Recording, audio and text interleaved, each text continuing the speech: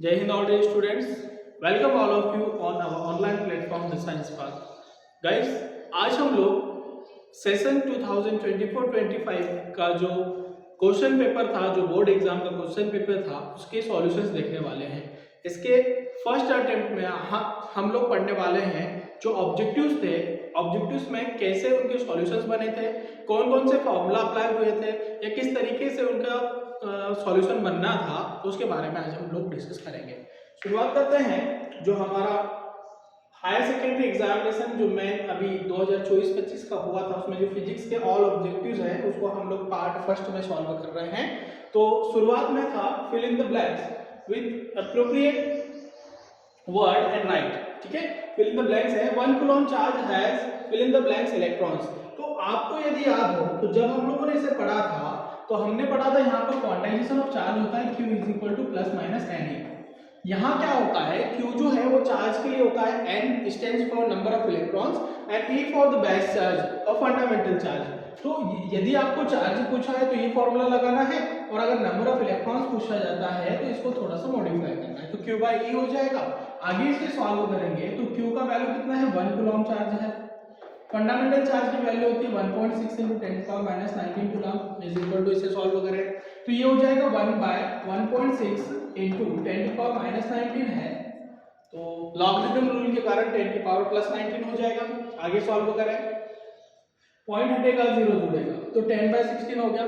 चूंकि 10 छोटा वैल्यू है तो 10 इससे ले लेंगे बोरो, तो ये हो जाएगा 100/16 × 10⁻18। इसको डिवाइड कर दीजिए, 16 6 96, 6 टाइम्स जाएगा, पॉइंट बचा 8, तो 16 2 4 बचा, 16 2 32, बचेगा 8, तो 16 5 हो जाएगा 80। तो बचा आपका वैल्यू, तो 1 कूलम में जो चार्ज होता है वो होता है 6.25 × 10⁻18 कूलम इलेक्ट्रॉन्स। कितना इलेक्ट्रॉन्स होता है। The filling the blanks to the field line at given point represent direction of resultant magnetic field at that point। कौन सी क्या चीज जो होती है वो मैग्नेटिक फील्ड की डायरेक्शन को शो करती है, तो वो होती है मैग्नेटिक फील्ड लाइंस, या मैग्नेटिक फोर्स ऑफ लाइंस भी बोल सकते हैं, मैग्नेटिक फील्ड लाइंस भी हम लोग कह सकते हैं इसे। जैसे इलेक्ट्रिक फील्ड में इलेक्ट्रिक लाइन ऑफ फोर्स होती है, वैसे मैग्नेटिक लाइन ऑफ फोर्स होती है। Nature of propagation of electromagnetic waves are simple है, इलेक्ट्रोमैग्नेटिक वेव्स जो होती है वो ट्रांसवर्स होती है नेचर में, जबकि जो साउंड वेव्स होती है वो लॉन्गिट्यूडिनल होती है। Next, fill in the blanks of light shows redistribution of energy. तो बहुत सारे रूल्स हम लोगों ने, बहुत सारी प्रॉपर्टीज लाइट की पढ़ी है, उसमें एक होती है इंटरफेरेंस। इंटरफेरेंस एक ऐसी प्रॉपर्टी होती है जिसमें रीडिस्ट्रीब्यूशन ऑफ एनर्जी होती है।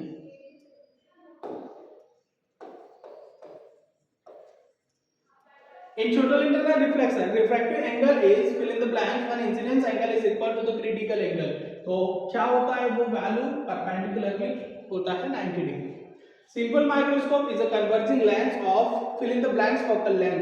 तो सिंपल माइक्रोस्कोप एक ऐसी डिवाइस है जिसमें शॉर्ट फोकल लेंथ का एक कन्वर्जिंग लेंस लगाया जाता है, कॉन्वेक्स लेंस जिसे कहते हैं।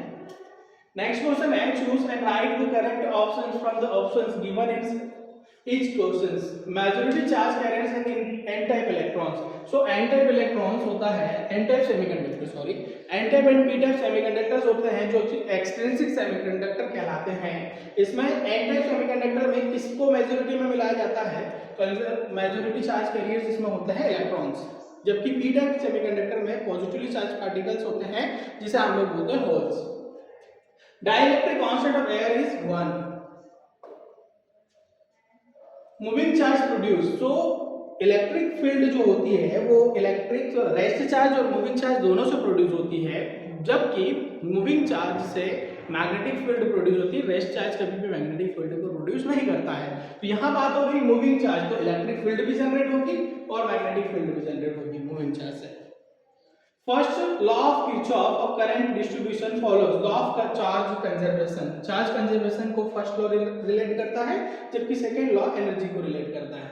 Which phenomena does not reveal the wave nature of light. कौन सा फिनोमेना वेव नेचर को रिप्रेजेंट नहीं करता है, वो होता है photo electric effect. It shows only particle form या particle nature. Who discovered the photoelectric effect? तो Heinrich Hertz discovered the photoelectric effect. Right answer of each question in one sentence. एक सेंटेंस में या एक वर्ड में हमें answer देना है। पहला है right mathematical form of quantization of charge electric charge जो which is q is equal to plus minus ne। What is the degree of order of frequency of visible light.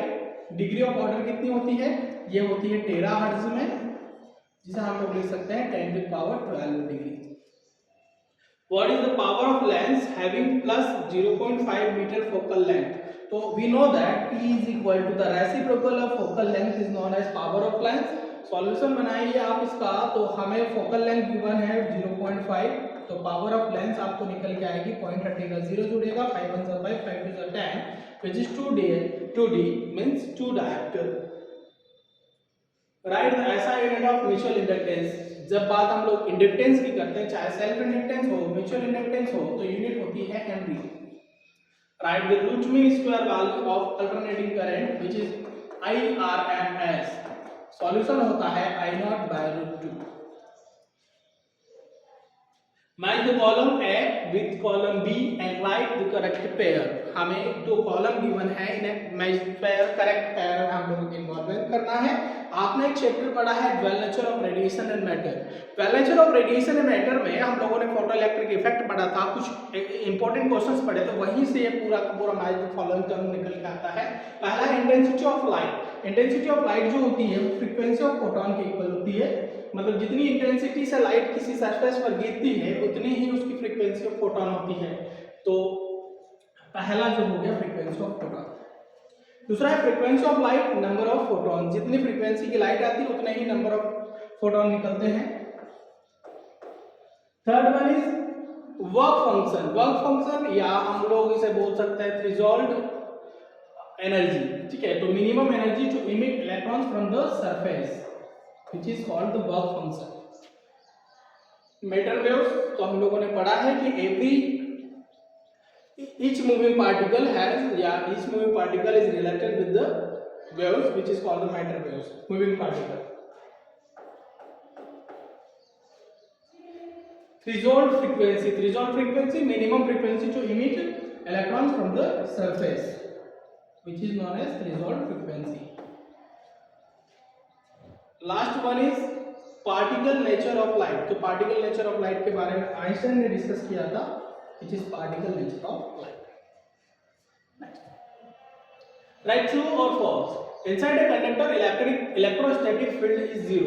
True, क्योंकि ये बात अगर हम लोग देखें तो गॉस ने ये बताया था कि किसी भी पार्टिकल के अंदर या किसी क्लोज्ड कंडक्टर के अंदर या कोई चार्ज पार्टिकल भी है तो उसके अंदर जो इलेक्ट्रिक फील्ड होती है वो क्या होती है, जीरो होती है। Magnetic field lines always form closed loop. तो मैग्नेटिक फील्ड लाइन जो होती है वो क्लोज्ड लूप होती है, जबकि electric field lines open curve को रिप्रेजेंट करती है। Frequency is maximum for long radio waves. तो फ्रीक्वेंसी सिर्फ और सिर्फ मैक्सिमम लॉन्ग रेडियो वेव्स के लिए नहीं होती है, इसके अलावा भी बहुत सारी वेव्स होती है जिसकी फ्रीक्वेंसी मैक्सिमम होती है। For an unpolarised light wave the displacement remains constant with respect to time. क्या अनपोलराइज्ड लाइट के लिए टाइम के साथ या डिस्प्लेसमेंट जो होता है वो कांस्टेंट होता है टाइम पीरियड के कंपैरिजन में। अगर देखा जाए तो फ्रीक्वेंसी ऑफ लाइट जो होती है